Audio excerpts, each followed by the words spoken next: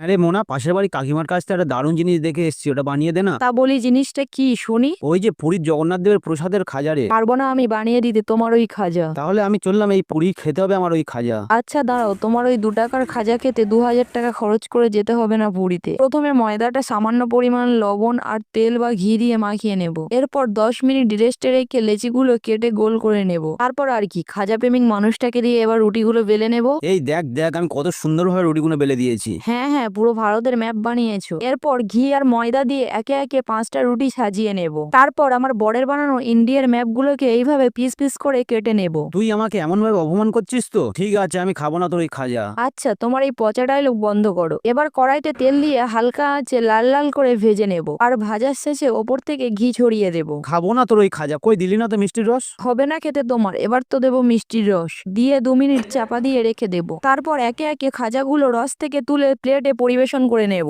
আরে, প্লেটটা তুমি নিলে কেন? তুমি তো খাবে না বললে। আমি এত সুন্দরভাবে রুটিটা বেলেছিলাম বলে তো এত সুস্বাদু খেতে হয়েছে। আর হ্যাঁ, যারা এই ভিডিওটা দেখছো তারা একবার বানিয়ে খেয়ে দেখতে পারো, গ্যারান্টি দিয়ে বলছি খেতে হয় জাস্ট অসাধারণ। আর হ্যাঁ, আমাদের ভিডিও যদি ভালো লেগে থাকে তাহলে একটা লাইক, কমেন্ট আর চ্যানেলটা অবশ্যই করে সাবস্ক্রাইব করে পাশে দেখো।